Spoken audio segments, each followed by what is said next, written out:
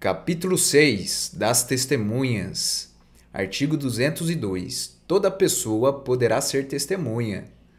Artigo 203. A testemunha fará sob palavra de honra a promessa de dizer a verdade do que souber e lhe for perguntado, devendo declarar seu nome, sua idade, seu estado e sua residência, sua profissão, lugar onde exerce sua atividade, se é parente e em que grau de alguma das partes, ou quais suas relações com qualquer delas, e relatar o que souber, explicando sempre as razões de sua ciência ou as circunstâncias pelas quais possa avaliar-se de sua credibilidade.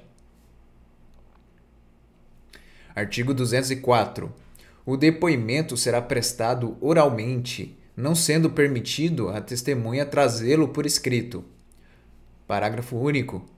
Não será vedada à testemunha, entretanto, breve consulta a apontamentos. Artigo 205. Se ocorrer dúvidas sobre a identidade da testemunha, o juiz procederá à verificação pelos meios ao seu alcance, podendo, entretanto, tomar-lhe o depoimento desde logo. Artigo 206. A testemunha não poderá eximir-se da obrigação de depor. Poderão, entretanto, recusar-se a fazê-lo o ascendente ou descendente, o afim em linha reta, o cônjuge, ainda que desquitado, o irmão e o pai, a mãe ou o filho adotivo do acusado, salvo quando não for possível, por outro modo, obter-se ou integrar-se à prova do fato e de suas circunstâncias. Artigo 207. São proibidas de depor as pessoas que, em razão de função, ministério, ofício ou profissão, devam guardar segredo, salvo se, desobrigadas pela parte interessada, quiserem dar o seu testemunho. Artigo 208. Não se deferirá o compromisso a que alude o artigo 203 aos doentes e deficientes mentais e aos menores de 14 anos, nem às pessoas a que se refere o artigo 206. Artigo 209. O juiz, quando julgar necessário, poderá ouvir outras testemunhas, além das indicadas pelas partes. Parágrafo 1º. Se ao juiz parecer conveniente, serão ouvidas as testemunhas a que as testemunhas se referirem. Parágrafo 2º. Não será computada como testemunha a pessoa que nada souber que interesse a decisão da causa. Artigo 210. As testemunhas serão inquiridas cada uma de per si, de modo que umas não saibam, nem ouçam os depoimentos das outras, devendo o juiz adverti-las das penas cominadas ao falso testemunho.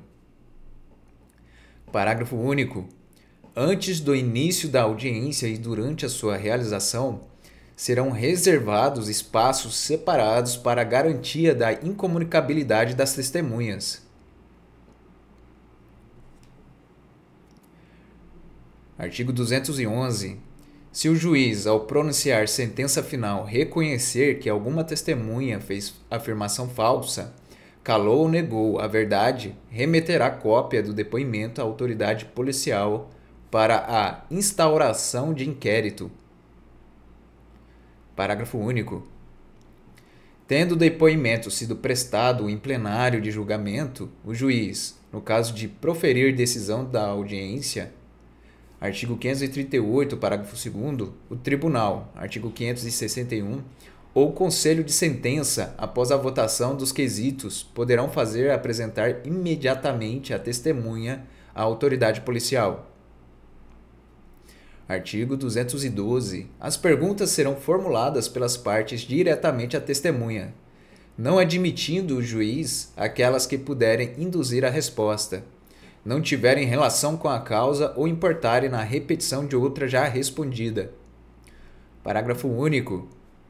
Sobre os pontos não esclarecidos, o juiz poderá complementar a inquirição. Artigo 213. O juiz não permitirá que a testemunha manifeste suas apreciações pessoais, salvo quando inseparáveis da narrativa do fato. Artigo 214. Antes de iniciado o depoimento, as partes poderão contraditar a testemunha ou arguir circunstâncias ou defeitos que a tornem suspeita de parcialidade ou indigna de fé. O juiz fará consignar a contradita ou a arguição e a resposta da testemunha, mas só excluirá a testemunha ou não lhe deferirá compromisso nos casos previstos nos artigos 207 e 208. Artigo 215. Na redação do depoimento, o juiz deverá cingir-se, tanto quanto possível, às expressões usadas pelas testemunhas, reproduzindo fielmente as suas frases. Artigo 216. O depoimento da testemunha será reduzido a termo, assinado por ela, pelo juiz e pelas partes. Se a testemunha não souber assinar ou não puder fazê-lo, pedirá a alguém que o faça por ela, depois de lido na presença de ambos. Artigo 217. Se o juiz verificar que a presença do réu poderá causar humilhação, temor ou sério constrangimento à testemunha ou ao ofendido, de modo que prejudique a verdade do depoimento, fará a inquirição por videoconferência e, somente na impossibilidade dessa forma, determinará a retirada do réu, prosseguindo na inquirição com a presença do seu defensor. Parágrafo único. A adoção de qualquer das medidas previstas no caput deste artigo deverá constar do termo, assim como os motivos que a determinaram. Artigo 218. Se regularmente intimada, a testemunha deixar de comparecer sem motivo justificado, o juiz poderá requisitar à autoridade policial a sua apresentação ou determinar seja conduzida por oficial de justiça, que poderá solicitar o auxílio da força pública. Artigo 219. O juiz poderá aplicar à testemunha faltosa a multa prevista no artigo 453, sem prejuízo do processo penal por crime de desobediência, e condená-la ao pagamento das custas da diligência. Artigo 220. As pessoas impossibilitadas por enfermidade ou por velhice de comparecer para depor serão inquiridas onde estiverem. Artigo 221. O presidente e o vice-presidente da República, os senadores e deputados federais, os ministros de Estado, os governadores de estados e territórios, os secretários de Estado, os prefeitos do Distrito Federal e dos municípios, os deputados às assembleias legislativas estaduais, os membros do Poder Judiciário, os ministros e juízes dos tribunais de contas da União, dos estados do Distrito Federal, bem como os do Tribunal Marítimo, serão inquiridos em local, dia e hora previamente ajustados entre eles e o juiz. Parágrafo 1º. O presidente e o vice-presidente da República, os presidentes do Senado Federal, da Câmara dos Deputados e do Supremo Tribunal Federal, poderão optar pela prestação de depoimento por escrito, caso em que as perguntas formuladas pelas partes e deferidas pelo juiz lhe serão transmitidas por ofício. Parágrafo 2º. Os militares deverão ser requisitados à autoridade superior. Parágrafo 3º. Aos funcionários públicos aplicar-se-á o disposto no artigo 218, devendo, porém, a expedição do mandado ser imediatamente comunicada ao chefe da repartição em que servirem, com indicação do dia e da hora marcados. Artigo 222. A testemunha que morar fora da jurisdição do juiz será inquirida pelo juiz do lugar de sua residência, expedindo-se, para esse fim, carta precatória, com prazo razoável, intimadas às partes. Parágrafo 1º. A expedição da precatória não suspenderá a instrução criminal. Parágrafo 2º. Fim do prazo marcado, poderá realizar-se o julgamento, mas, a todo tempo, a precatória, uma vez devolvida, será junta aos autos. Parágrafo 3º.